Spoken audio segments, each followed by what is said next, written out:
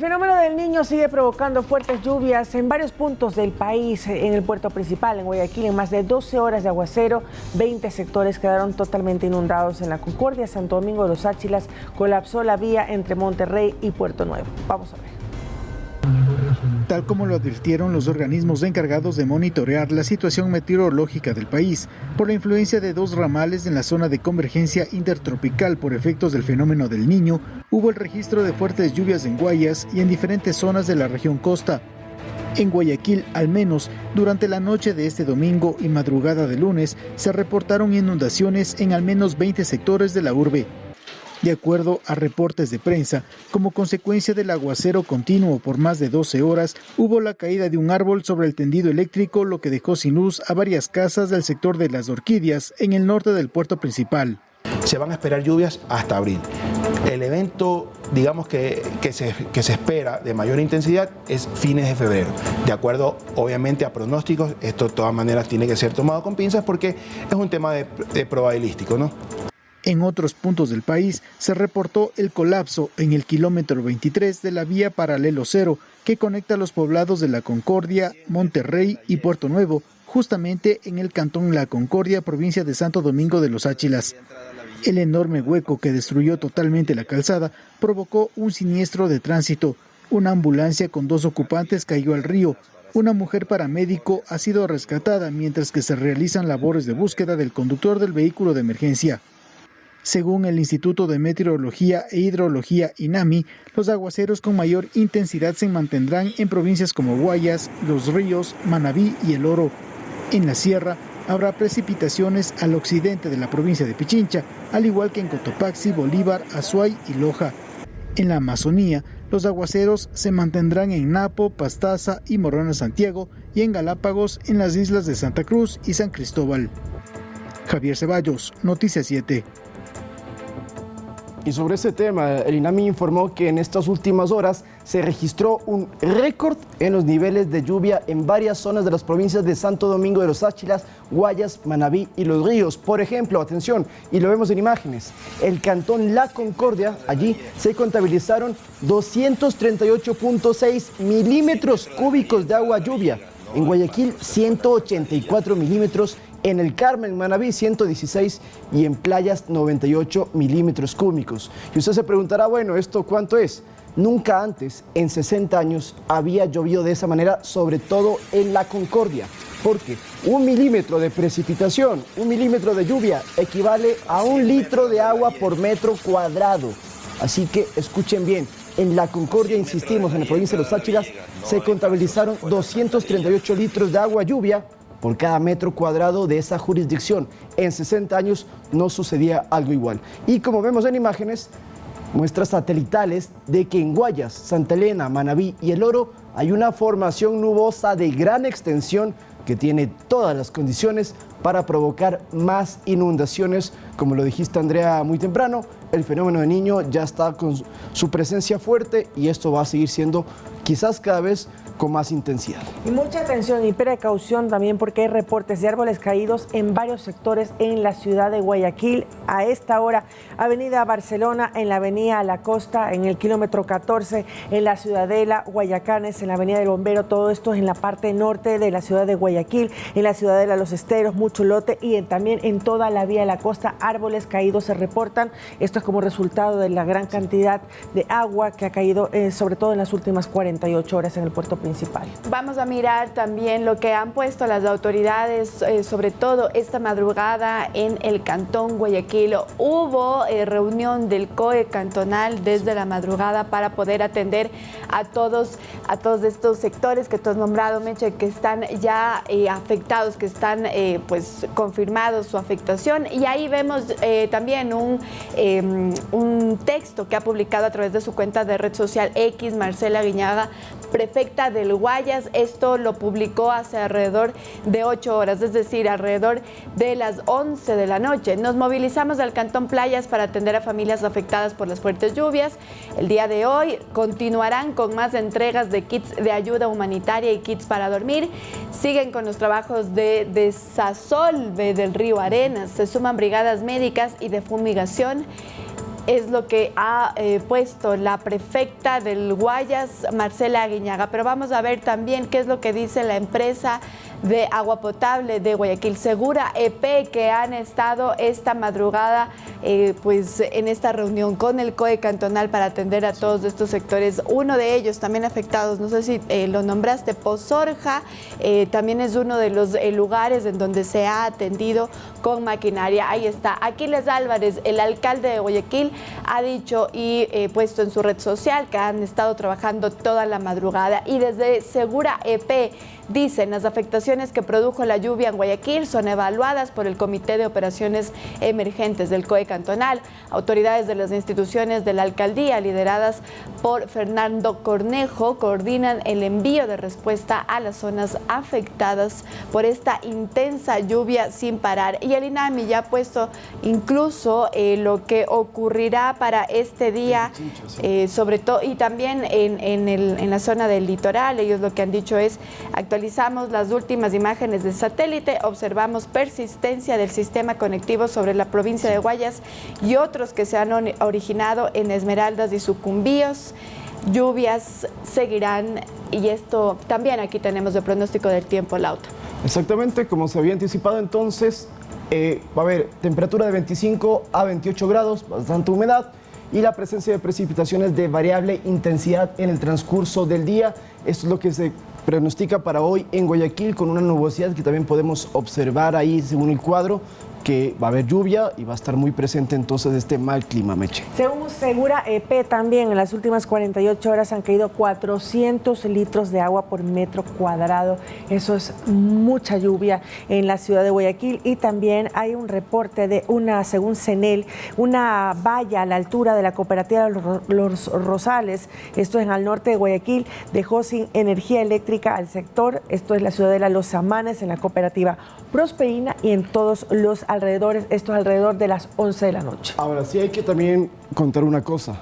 Las vías desde Guayaquil al resto de la provincia del Guayas están habilitadas. Se ha hecho un monitoreo, no hay ninguna cerrada, todas están funcionando con normalidad. Es decir, usted puede dirigirse a San Borondón, a Milagro, incluso la misma Pozorja, a donde sea dentro de la provincia se puede circular, no hay problemas en Guayas. Pero ojo con este dato que da el INAMI también. Las lluvias y la cantidad de precipitaciones lo que pueden provocar, y esto a escala nacional, es que los ríos empiecen a desbordarse, porque estaba aumentando el caudal justamente de los ríos más grandes del país.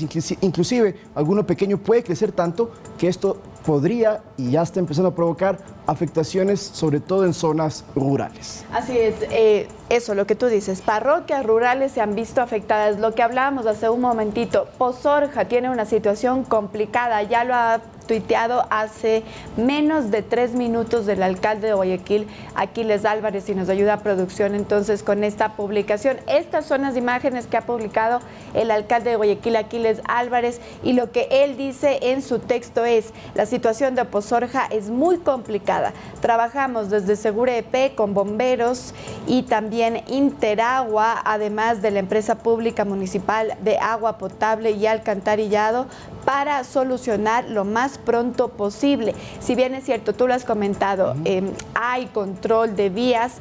Por ejemplo, en Pozorca sí hay restricción por la inundación que tiene ya en las calles. Eso es lo que ha dicho el alcalde de Guayaquil hace menos de 5 minutos. 7 de la mañana con 12 minutos, y ahora vamos a revisar lo que ocurre en la capital, porque se tiene un registro de 3.600 taludes inestables. Para la época invernal, que se estima se inicia a mediados de marzo, se realiza la limpieza en esas estructuras, al igual que en la pared de alcantarillado, en toda la red de alcantarillado y en quebradas.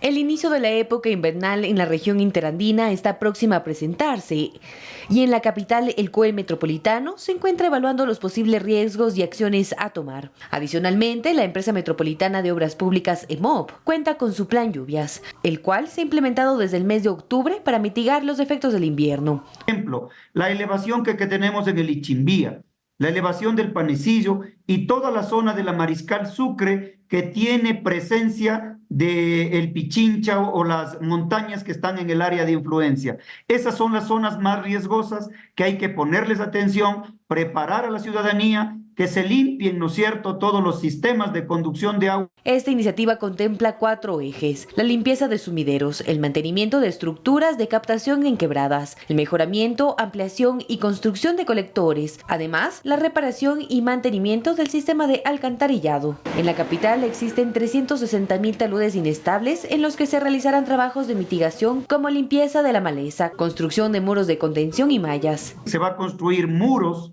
de hormigón armado, muros de hormigón ciclopio, se va a construir muros de gaviones, se va a estabilizar taludes como en la zona del puente de Guápulo, colocando muros de anclaje, ¿no es cierto?, colocando también pernos de anclaje, colocando hormigón lanzado, lo denominado como shotcrete. El alcalde de Quito dispuso al COE Metropolitano realizar la evaluación de estos riesgos hasta el próximo 28 de febrero. Manuela Bedón, Noticias 7. Y sigamos actualizando la información de lo que pasa en el país, en las carreteras del Ecuador. A ver, la vía Huigra a Laucí, en la provincia de Chimborazo, está cerrada por un deslizamiento de tierra, pero si nos vamos también a Pichincha y Santo Domingo de los Táchiras, donde llueve muy fuerte, la vía Aloac-Santo Domingo también está cerrada en el kilómetro 83 por un deslizamiento de tierra que se produjo desde ayer. Ahí estamos viendo, estas son imágenes que comparte la prefectura, y el ECU 911 nos acaba de actualizar la información que efectivamente por deslizamiento de rocas existe mal estado climático, cerrada la Aloac Santo Domingo en el kilómetro 83, y además la vía Baeza El Reventador, esto es hacia la Amazonía, está parcialmente habilitada, mientras que en la provincia de Manabí también reportan que en Pedernales está la vía parcialmente habilitada por los problemas, insistimos, a causa de las lluvias. Y precisamente al ECU 911 ustedes pueden reportar todas las emergencias y lo que pueden observar en su sector para mantener también actualizada la información.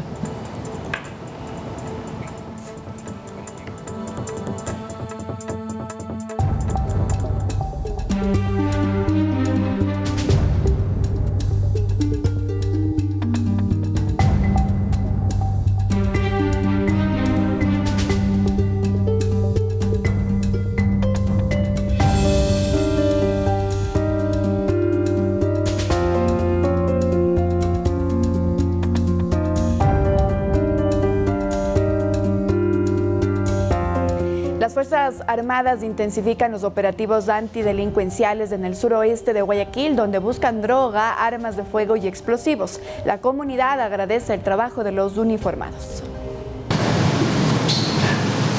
Esta vez, los militares se concentraron en el sector de la calle Gómez Rendón, entre la 35 y la 36, suroeste de Guayaquil, donde revisaron a los madrugadores que se movilizaban por la zona. Afirmativo, todas las 24 horas estamos patrullando por la seguridad del país. Los uniformados pararon la marcha de los vehículos y revisaron a sus ocupantes en busca de sospechosos, armas de fuego, explosivos, droga o cualquier otro tipo de objeto prohibido. Ustedes están en diferentes sectores, no en un solo sitio. Afirmativo, estamos haciendo diferentes controles en diferentes partes de la ciudad para tratar de contrarrestar todo lo que se está viviendo ahorita en el país. Las personas que fueron revisadas por los militares agradecieron por el operativo ejecutado la madrugada de este lunes en el suroeste de Guayaquil, puesto que les da más confianza para movilizarse hacia sus sitios de trabajo. Bien, bastante bien, al menos en esta área sí, está perfecto. Una zona delicada, ¿no? Sí, bastante. ¿Deberían esto seguir constantemente? Constantemente, debería ser siempre. No podemos estar tranquilos con esta delincuencia, pero ya ahorita como que se ha normalizado, se está reactivando todo. Que sigan los militares en ¿Por qué no? Estamos para darle la mano. La ciudadanía espera que las Fuerzas Armadas sigan patrullando las calles, puesto que estos operativos han sido muy importantes para garantizar la seguridad de los guayaquileños. Bueno, los operativos en Guayaquil siguen con contundencia, Fuerzas Armadas, Policía, pero además en otras provincias también continúan estas intervenciones y, por ejemplo, en Esmeraldas capturaron ayer a uno de los cabecillas de los lobos, alias Jackson. fue encontrado, localizado y detenido, insistimos, allá en Esmeraldas. Será puesto a manos de la justicia. Este es otro de los golpes que consideran importante porque recordemos que dentro de la clasificación del crimen organizado hay los objetivos de alto y mediano valor. Jackson pertenece a uno de ellos. Según los últimos datos que habían dado luego de un mes de estado de excepción, eran aproximadamente 35 personas entre alto y mediano valor que ya han sido capturadas, y esto sigue, que es lo que provoca que se empiece a afectar a las estructuras criminales, justamente porque sus líderes entonces no pueden seguir comandando con la facilidad que tenían en años anteriores. El cuarto cargamento de droga en lo que va de este año fue decomisado también en las costas de la provincia de Manabí. Los sospechosos escaparon en una lancha rápida luego de abandonar el cargamento. La operación se realizó a 70 millas náuticas frente a las costas de Pedernales, donde se pudo incautar 33 sacos de yute, los cuales fueron lanzados al mar por los delincuentes, al ser descubiertos por los aviones de exploración aeromarítima, quienes custodiaban el área. La droga fue llevada al puerto de Manta por la lancha guardacostas de la Armada del Ecuador. El parte policial y el parte de la Armada se apertura una investigación previa, porque no hay detenidos, con la finalidad de investigar en el plazo que determina la ley los posibles autores y cómplices de este tráfico ilícito de sustancias sujetas y catalogadas a fiscalización en alta mar. Durante los 2 primeros meses de este año, las operaciones conjuntas entre la Policía Nacional y la Armada del Ecuador han dado 4 duros golpes a las organizaciones narcodelictivas, incautando droga a gran escala. Aproximadamente en cada uno de ellos aproximadamente de 1 tonelada a 2 toneladas. Es decir, que tenemos 4 operativos justamente que se han realizado en las costas ecuatorianas con un aproximado de unas 6 toneladas que han ingresado al puerto. A pesar de que no existieron personas detenidas, la Armada del Ecuador también encontró evidencia como 2 boyas satelitales. La fibra, la lancha rápida se dio a la fuga, únicamente botó los bultos al mar, los cuales fueron recogidos posteriormente por la Armada del Ecuador en las unidades. Los 33 sacos de yutes, una vez que fueron revisados, los bloques tipo ladrillo darían como resultado 1,5 toneladas de droga, la cual será judicializada por las autoridades. Todo el cargamento fue trasladado hasta los patios de la Unidad de Antinarcóticos de la Policía Nacional, donde se realizará el procedimiento respectivo de ley. Y desde que se declaró el estado de excepción por el conflicto armado interno en el Ecuador entre Fuerzas Armadas y Policía Nacional, se ha decomisado más de 900 millones de dólares provenientes de grupos terroristas y narcotraficantes. Además, en los operativos se ha incautado decenas de toneladas de droga, armas de fuego, embarcaciones, vehículos, equipos de comunicación y explosivos. Estos golpes contra el crimen organizado afectan sus finanzas, así como el desarrollo de sus actividades al margen de la ley, es lo que ha dicho la autoridad.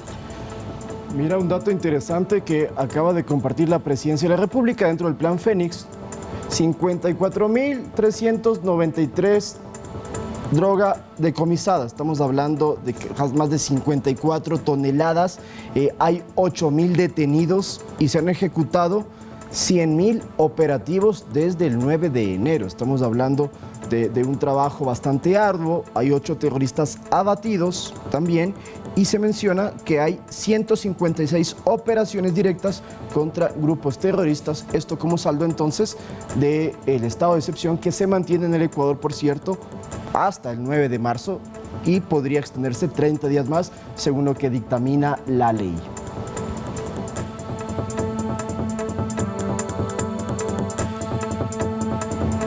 El narcotraficante Leandro Norero lavó 15 millones de dólares entre el 2020 y 2022 cuando fingió su muerte y utilizó una identidad falsa. Más detalles en la siguiente nota.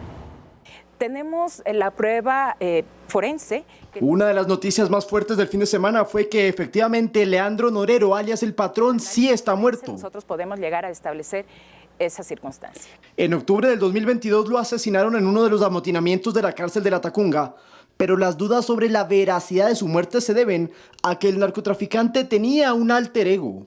Esteban Tircio Ávila, guayaquileño, 38 años. Esa era la identidad que adquirió El Patrón en 2020, cuando en ese entonces certificó ante el registro civil que Leandro Norero Tigua había fallecido por coronavirus. En 2 años, Esteban Tircio contribuyó a que Norero moviera 15 millones de dólares en compra y venta de propiedades, incluso inflando los valores. Por ejemplo, Tircio compró un solar en el empalme de $54,000 y lo vendió a una empresa por $80,000. Luego compró otro solar en mucho lote de $40,000 y lo vendió por $14,000. Pero finalmente, una casa en Ceibos Norte la vendió por $149,000 a la misma empresa fantasma del inicio. Alias del patrón había adquirido la identidad de Esteban Tircio, un bebé que sí existió en 1985, pero de cuyos padres se arrepintieron del nombre tiempo después de nacido y acudieron al registro civil para modificarlo. Las operaciones de Tircio llegaron a su fin en mayo del 2022, cuando Norero fue capturado en su mansión de San Borondón y se reveló que había fingido su muerte. Esto para clandestinamente continuar con el lavado de dinero, financiamiento de grupos delincuenciales y tráfico de drogas al exterior. Pese a su ya confirmada muerte, 39 personas están procesadas por delincuencia organizada al haber tenido vínculos con él hasta poco antes de su asesinato, en octubre del 2022. Lautaro Andrade Castro, Noticias 7.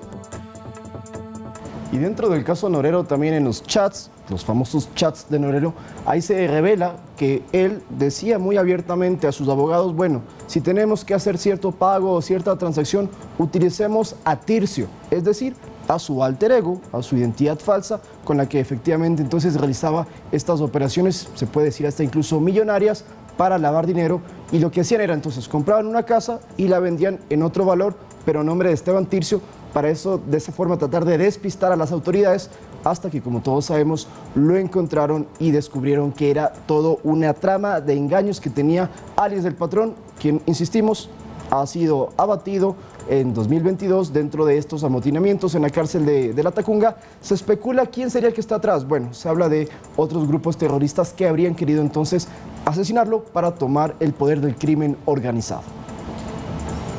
7 de la mañana con 25 minutos y la Fiscalía General del Estado vinculó a 2 nuevas personas dentro del presunto caso de corrupción que involucra a funcionarios del gobierno pasado en una estructura de delincuencia organizada para obtener millonarios contratos en empresas públicas. Karen C. y Erika F., quienes habrían tenido relación con Leonardo Cortázar, habrían logrado 13 contratos por $8.4 millones en 15 meses. Las instituciones afectadas serían CENEL, Aduanas del Ecuador y Banecuador. Con la inclusión de estas personas se llega a un total de 10 procesados, entre los que se encuentran el ex titular de la empresa coordinadora de empresas públicas de Hernán Luque y el banquero Danilo Carrera. Rubén Cherres también estaba investigado por el caso Encuentro, pero fue asesinado en marzo del 2023. Y Luque sigue en Argentina, por cierto. Luque sigue detenido en Argentina y todavía no se ha cumplido la extradición para que venga al país. Recordemos que él tiene orden de prisión preventiva. Nos vamos a una pausa cuando son las 7:26 y al regresar les contamos que el 13 de septiembre se iniciará el periodo para la inscripción de candidaturas de cara a las elecciones 2025. Volvemos.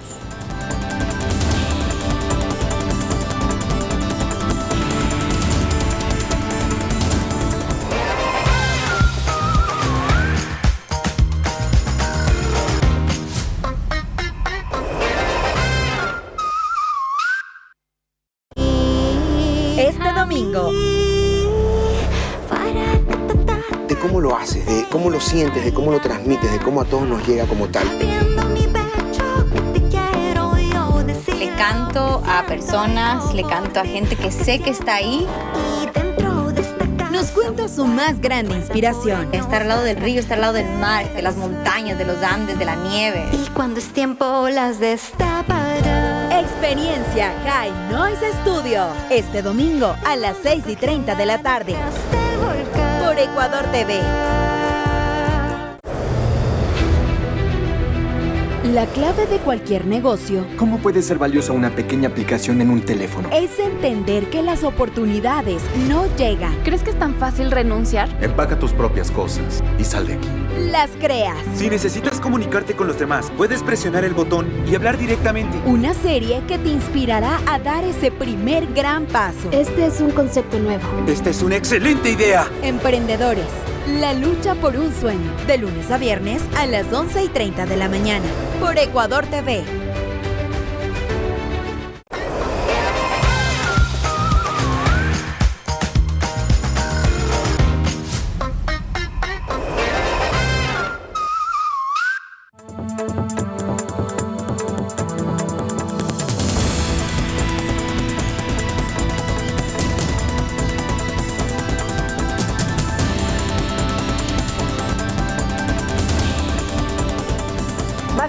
información, amigos, 7:28. El 13 de septiembre se iniciará el periodo para la inscripción de candidaturas de cara a las elecciones presidenciales del 2025. Pese a que faltan varios meses, ya hay políticos y organizaciones que han anunciado su interés de participar en los comicios. Veamos.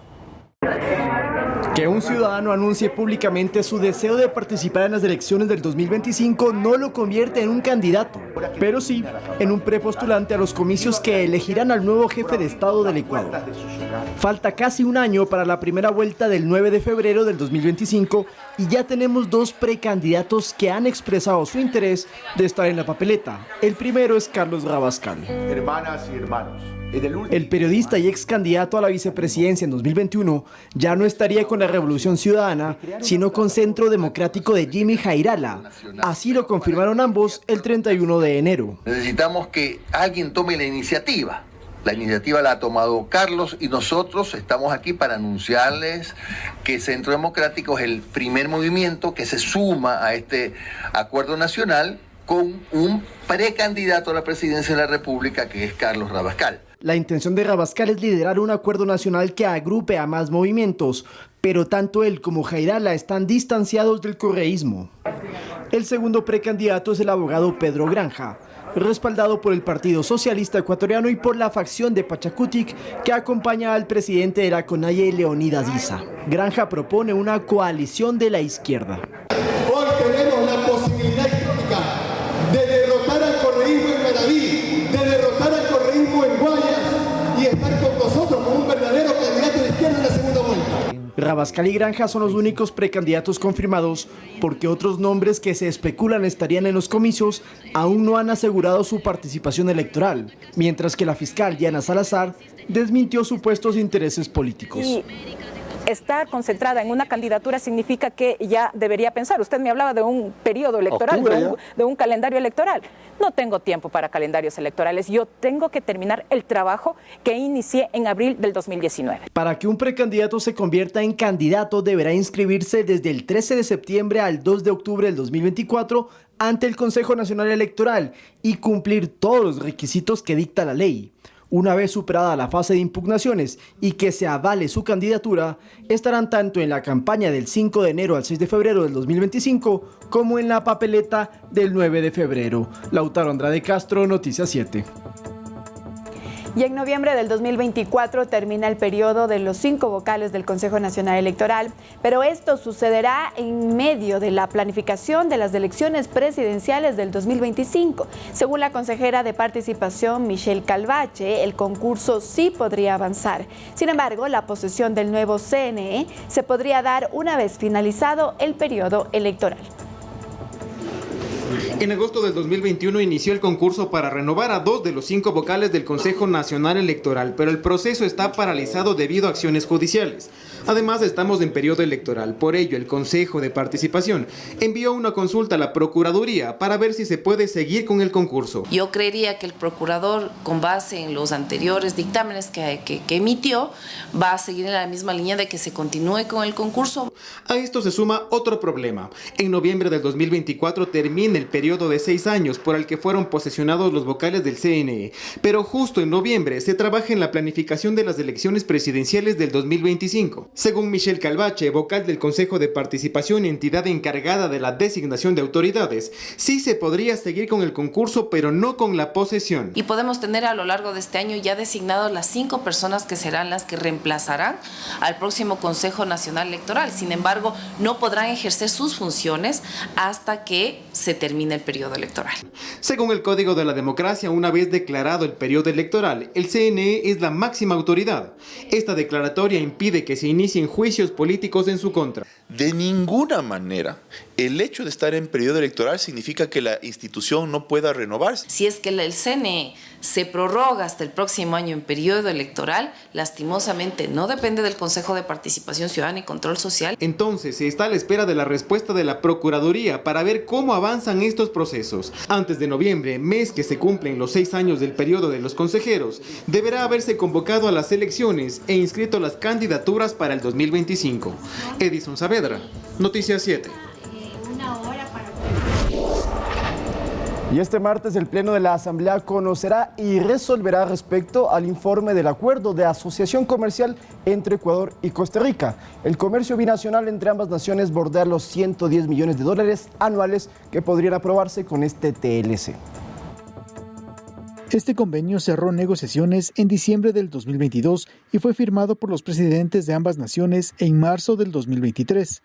Para la visión ecuatoriana, este convenio pretende profundizar la actividad económica en 7 grandes campos: comercio de bienes y servicios, contratación pública, propiedad intelectual, comercio electrónico, comercio y género, derechos laborales y ambientales e inclusión de micro, pequeñas y medianas empresas. Todos estos componentes se orientan a un incremento de las exportaciones ecuatorianas en más de 3 millones de dólares que el país envía a la nación tica. Palabras más, palabras menos, el Tratado de Libre Comercio, de ser ratificado por el Parlamento, posibilitará que productos ecuatorianos como el papel, alambre de acero, textiles, línea blanca, aparatos electrónicos, detergentes, medicamentos, mermeladas, sardinas, atún y camarón, entre otros, se comercialicen en Costa Rica con aranceles preferenciales. Cuando la Asamblea ratificó días atrás la validez del acuerdo comercial de Ecuador con China, la ministra de Producción, Sonsoles García, se refirió al impacto para el empleo que tiene el fortalecimiento de las relaciones comerciales de Ecuador con el mundo. Eso quiere decir que se abre la nueva oportunidad del nuevo Ecuador para generación de empleo y crecer nuestras exportaciones. Ha sido un trabajo intenso, arduo, y agradecemos a todos los asambleístas que han apoyado el nuevo Ecuador. El comercio binacional entre Costa Rica y Ecuador mueve anualmente en promedio 110 millones de dólares. Javier Ceballos, Noticias 7. Y según el Instituto Nacional de Estadísticas y Censos, INEC, en los últimos años se ha registrado una disminución en la cifra de nacimientos por varios factores sociales y económicos, por los que la población ecuatoriana no crecerá como tenía proyectado en el censo del 2010. En 1950 era muy común que las mujeres ecuatorianas tengan en promedio hasta 6 hijos, lo cual formaba familias grandes, pero con el tiempo el panorama ha ido cambiando. Según un estudio del Instituto Nacional de Estadísticas y Censos INEC, hasta el 2022, las mujeres tienen en promedio un hijo.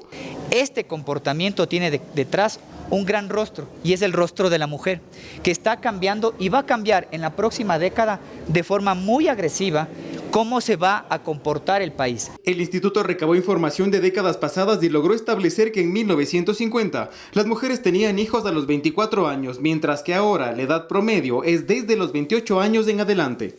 ¿Pero a qué se debe que las mujeres ahora prefieran no tener hijos? Mayores niveles de escolaridad de las mujeres, mayor participación en su mercado laboral, mayor conocimiento y uso de métodos anticonceptivos. Según Roberto Castillo, director del INEC, esto ha provocado una reducción de nacimientos que, si bien en 2010 llegaron a 334.364, para el 2025 disminuirá a 260.448. Con ello también se ha reducido el ritmo de crecimiento poblacional que estaba proyectado en 2010. En el último censo se estableció que somos 17.7 millones de ecuatorianos, pero esto cambiará para los próximos años. En 2024 seremos 17.9 millones, en 2034 19.3 millones, mientras que para el 2050 seremos 21.1 millones de ecuatorianos. Van a haber menos jóvenes, por ende, las reglas del juego, del mercado laboral, de la seguridad social, tienen que replantearse de forma urgente. Si no lo hacemos en los próximos años, podremos estar tomando decisiones incorrectas el día de hoy. Segundo, van a haber menos niños. Tanto en la primera infancia como en edad escolar, se estima que va a haber una caída importante. Aquí otro dato. Según el INEC, la esperanza de vida de las mujeres aumentó en 32 años, pues si bien en 1950 una mujer vivía hasta los 48 años, para el 2050 esta cifra será de 85 años, mientras que los hombres vivirán menos, solo hasta los 79 años. Según las proyecciones, la población de adultos mayores se triplicará en Ecuador hasta el 2050. Edison Saavedra, Noticias 7. Bueno, entonces Ecuador está sufriendo un síndrome, un efecto que ya ocurre en Europa, que la población se envejece y que hay pocos niños y más adultos mayores. Pero ¿por qué hay este decrecimiento justamente de la población? Hay 3 factores que dice el INEC. Primero, Tuvimos la pandemia del COVID-19 y eso lastimosamente cobró muchísimas vidas. Un segundo punto son los homicidios intencionales, la violencia que estamos viviendo en el Ecuador, que está cobrando la vida de jóvenes, sobre todo en diferentes partes del país. Y un tercer punto también, la migración. Aproximadamente 70.000 ecuatorianos salieron del país en el último año. Esta cifra sigue incrementando, entonces también hay menos gente que se queda a vivir en el Ecuador. ¿Qué es lo que tienen que hacer las autoridades nacionales? Bueno, empezar a pensar y a crear proyectos y formas para que la gente de mayor edad, adultos mayores, a ellos me refiero, puedan tener condiciones para vivir, movilizarse, etcétera, dentro de ciudades que cada vez serán entonces menos para niños y más para ciudadanos de la tercera edad. Así es, esto ayuda a crear política pública para que en el Ecuador se tenga este acceso a las personas, no solo a las personas adultas mayores, sino también a personas con discapacidad. Y solo para poner un ejemplo, lo que nos dice el INEC, por ejemplo, es que actualmente hay 38 personas adultas mayores por cada 100 menores de edad. Para el 2050 va a haber 125 personas adultas por cada 100 menores de edad. Eso es lo que nos dice, es decir, casi se triplica la cifra de adultos mayores en el Ecuador, si es que evidentemente no cambia esa tendencia. Y otro indicador que también manifiesta el INEC, también como para tener la figura de cómo está creciendo o dejando de crecer la población de nuestro país. La tasa de recambio debe ser de 2,1 hijos por mujer para mantener el volumen de la población sin cambios en nuestro país. O sea, cada mujer debería tener 2 hijos para que se mantenga una tendencia. Y para el 2030, pues esa cifra se espera alcanzar en el 2030, pero para el 2022 ya se ubicó en 1,8 hijos por mujer. Esas son estadísticas que se hablan de 2,1, 1,8, es decir, las mujeres están teniendo, en lugar de 2 hijos, un hijo, y para el 2030 pues se prevé también que incluso esa cifra vaya a bajar. Hay muchas mujeres que no van a tener hijos, que son decisiones ahora, y por lo tanto pues esos son los resultados de que el país no va a crecer, ¿no? Pero es que imagínate, en el 2000, o sea, hace 24 años, nacían en Ecuador 322.000 bebés, mientras que en 2025 disminuye a 260.000, perdón, y en 2050 van a nacer 230.000, es decir, una reducción de 100.000 nacimientos en un lapso de 50 años. Eso demográficamente es una cifra a tomar muy en cuenta.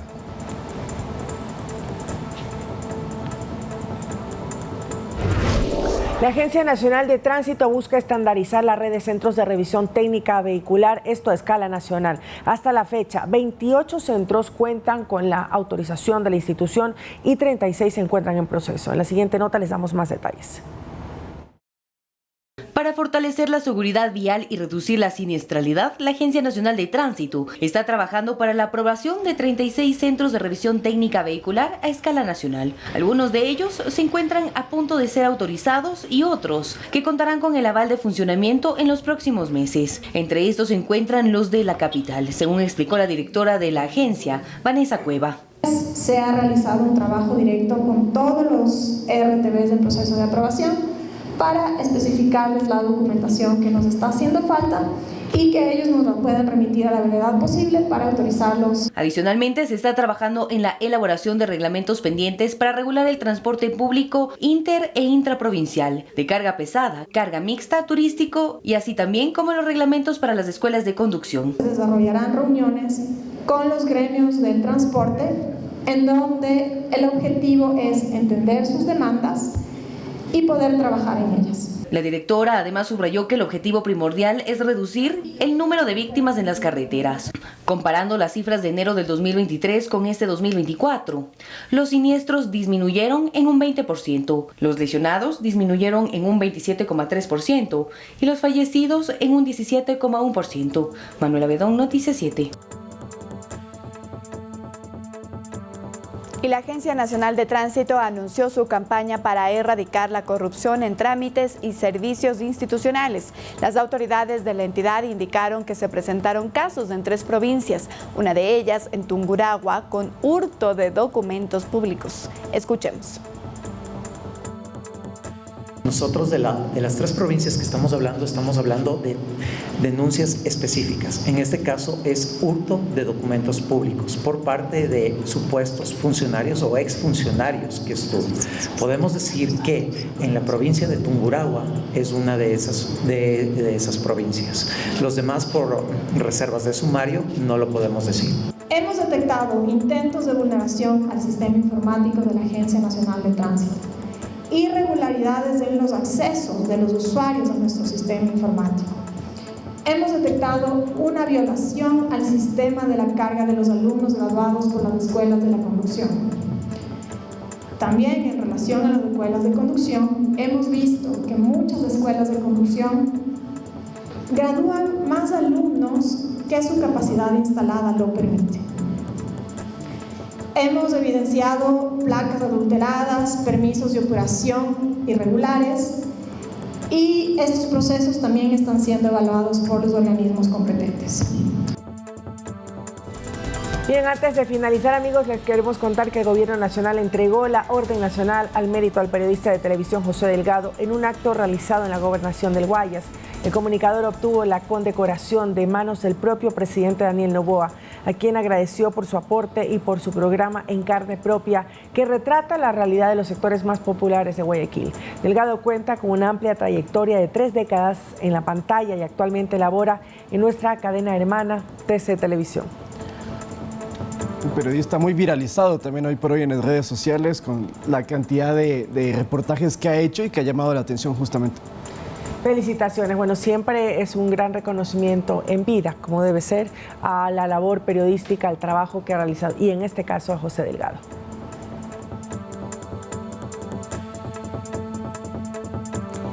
Así es, y en otro tema, amigos, les contamos que el Ministerio de Educación dio a conocer que 475 instituciones educativas se mantendrán en clases no presenciales hasta el cierre del año lectivo. Esta medida incluye a todo el personal docente y administrativo de estas instituciones. Este 19 de febrero retornaron las 896 instituciones educativas restantes dentro de la fase 5 con un retorno del 97%, es decir, el 3% de unidades educativas continuarán en clases no presenciales hasta que culmine el año lectivo. Bien, con esta información nos despedimos, 7:58 de la mañana, pero recuerde informarse a través de todas nuestras plataformas digitales. El código QR que va a aparecer en pantalla también para que ustedes puedan tener información verificada y actualizada del Telégrafo Digital. Ahí está para que lo puedan escanear. Hay una información importante hoy, esto es una noticia mundial. Hoy es la audiencia para analizar la extradición de Julian Assange del Reino Unido a Estados Unidos. Si eso se cumple, podría afrontar una pena de 176 años, es decir, cadena perpetua para Julian Assange, el fundador de Wikileaks, quien hace unos años estuvo también exiliado y refugiado en la embajada ecuatoriana en Londres. Hoy veremos entonces qué sucede si efectivamente se autoriza su extradición entonces a los Estados Unidos. Información actualizada entonces también a través de nuestro código QR en el telégrafo.com.es y en las emisiones de Ecuador TV a las 12:30 y a las 19 horas. Gracias, buen día.